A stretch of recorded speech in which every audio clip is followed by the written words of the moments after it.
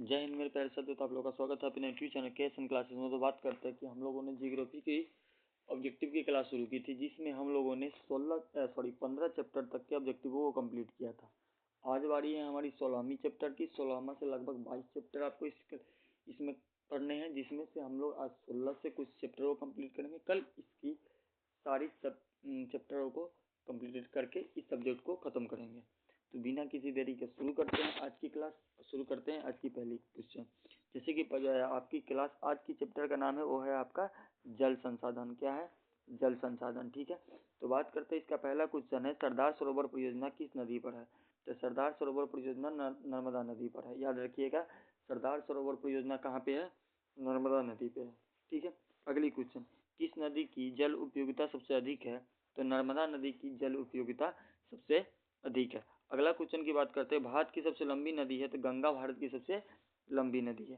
ठीक है, अगली क्वेश्चन की बात करते हैं कि जल किस प्रकार का संसाधन है? तो जल चक्रीय संसाधन। याद रखिएगा, जल किस प्रकार का संसाधन है?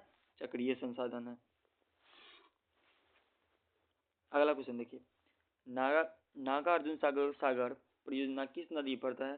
तो नागार्जुन सागर परियोजना कृष्णा नदी पर है। याद रखिएगा भैया, किस नदी पे है? कृष्णा नदी पे है। अगला क्वेश्चन, राज्य में किस में हीराकुंड परियोजना अवस्थित है? तो राज्य में उड़ीसा में हीराकुंड परियोजना अवस्थित है। ठीक है, अगला क्वेश्चन है कि इंदिरा गांधी नहर क्षेत्र है। तो इंदिरा गांधी नहर क्षेत्र जो है वो कहाँ पे है? वो है राजस्थान में। याद रखिएगा, कहाँ पे है? राजस्थान में। ठीक है, अगला क्वेश्चन है कि हीराकुंड बांध किस नदी पर बना है? तो हीराकुंड बांध महानदी पर बना है। किस नदी पर बना है? महानदी पर बना है। ठीक है, अगला क्वेश्चन, कौन एक भारत की सबसे कम मिट्टी देने वाला नदी है? याद रखिएगा, सतलज जो है भारत का एकमात्र जो नदी है जो कम मिट्टी देता है। क्या देता है? बहुत कम मिट्टी देता है। ठीक है, अगला क्वेश्चन, कौन सूखा संभावित क्षेत्र है? तो गुजरात सूखा संभावित क्षेत्र है। ठीक है, अगला क्वेश्चन देखिएगा। अगला क्वेश्चन है, भारत में कितनी नदियां एवं सहायक नदियां हैं? तो भारत में 10 नदियां और 360 सहायक नदियां हैं। याद रखिएगा इस क्वेश्चन को। ठीक है, अगला क्वेश्चन है, नदी में कौन सा पर्व की ओर प्रभावित नहीं होता? तो कृष्णा नदी और क्या होती है? प्रवाहित नहीं होती है। याद रखिएगा, क्या है? कृष्णा नदी क्या है? प्रवाहित नहीं होती है। अगला क्वेश्चन है, कौन सबसे छोटी नदी है? तो महावेसिन। कौन है सबसे छोटी? महावेसिन है। याद रखिएगा। अगला क्वेश्चन है कि गोदावरी नहर किस राज्य में स्थित है? तो गोदावरी नहर जो स्थित है वो महाराष्ट्र में स्थित है। कहाँ स्थित है भैया? महाराष्ट्र में स्थित है। अगला क्वेश्चन, तालाबों द्वारा सबसे अधिक संचित क्षेत्र किस राज्य में है? तो तालाबों द्वारा सबसे अधिक संचित क्षेत्र वो है तमिलनाडु में। किस राज्य में है? तमिलनाडु में।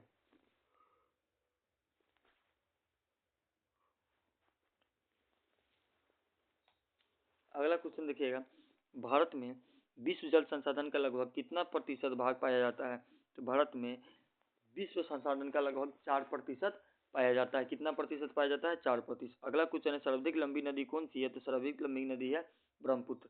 कौन सी सर्वाधिक लंबी नदी है? ब्रह्मपुत्र। अगला क्वेश्चन, सबसे छोटी नदी है ताप्ती बेसिन। कौन है? ताप्ती बेसिन सबसे छोटी नदी है। ठीक है, चलो अगला क्वेश्चन, अगला चैप्टर देखते हैं, 10वां चैप्टर, सॉरी 17वां चैप्टर।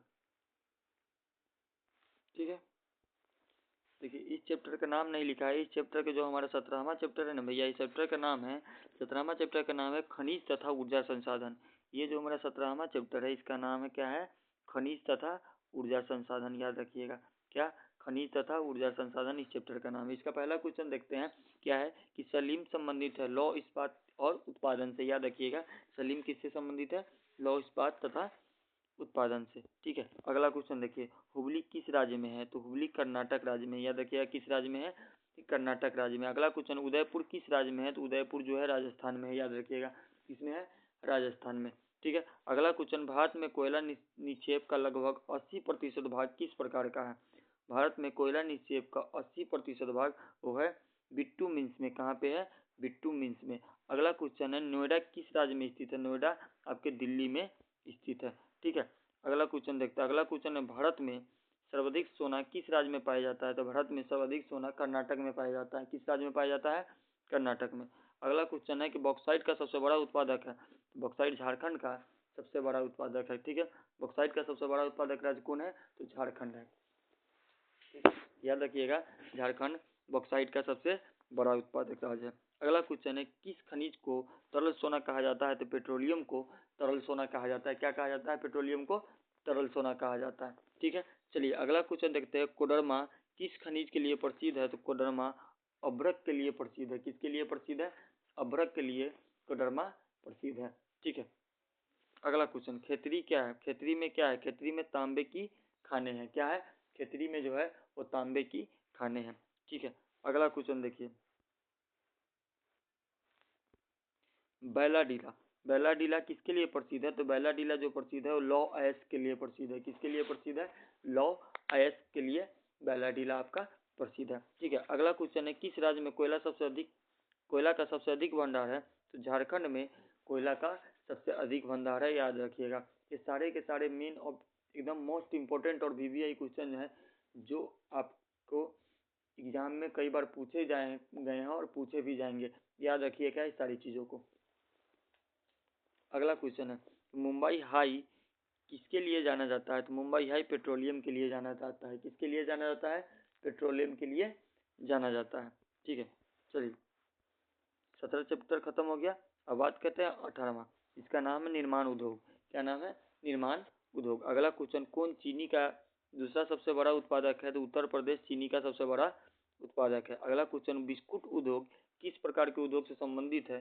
तो बिस्किट उद्योग जो है उपभोक्ता उद्योग से संबंधित है। अगला क्वेश्चन, प्रथम जूट उद्योग की स्थापना कहाँ हुई? तो प्रथम जूट उद्योग की स्थापना हुई थी रिसरा। कहाँ हुई थी? रिसरा। अगला क्वेश्चन है, सोलापुर किस उद्योग के लिए जाना जाता है? तो सोलापुर सूती वस्त्र के लिए जाना जाता है। किसके लिए जाना जाता है? सूती वस्त्र के लिए जाना जाता है। अगला क्वेश्चन है, कौन इस्पात कारखाना समुद्री तट पर स्थित है? तो सलेम इस्पात कारखाना कहाँ स्थित है? समुद्री तट पर स्थित है।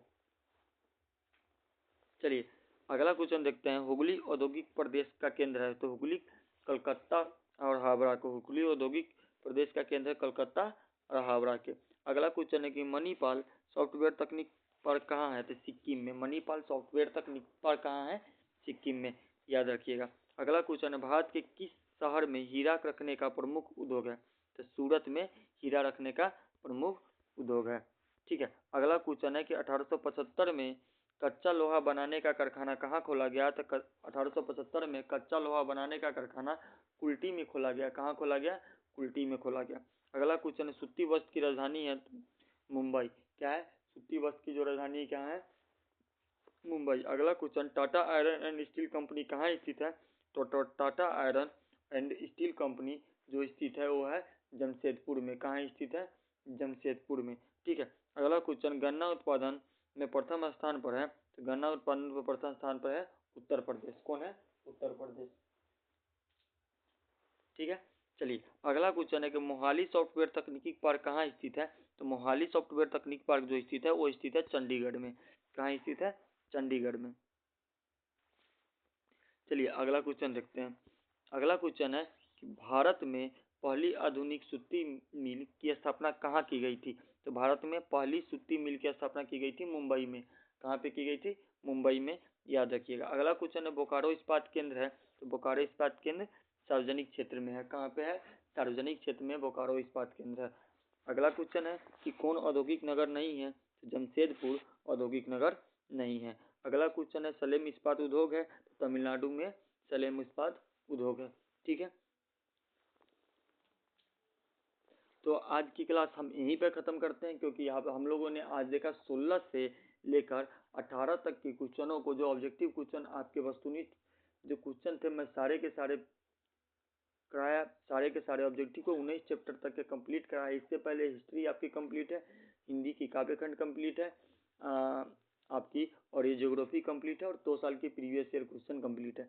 तो ये सारे के सारे वीडियो आपके लिए बहुत ही यूजफुल है, जाके जरूर देखिएगा। एक बेहतर से बेहतर तैयारी करने का प्रयास कीजिएगा, और एक बेहतर से बेहतर तैयारी करने, क्योंकि एग्जाम के बहुत कम समय बचे हैं, इसीलिए अभी ऑब्जेक्टिव पर जितना विशेष ध्यान दीजिएगा उतनी ज़्यादा आपके लिए जरूरी होगा। अगर इस क्लास की पीडीएफ चाहिए, अगर किसी भी हिस्ट्री, ज्योग्राफी और कोई भी सब्जेक्ट की पीडीएफ चाहिए, तो टेलीग्राम चैनल डिस्क्रिप्शन में दिया गया है, वहाँ पर जाकर टेलीग्राम चैनल ज्वाइन करेंगे।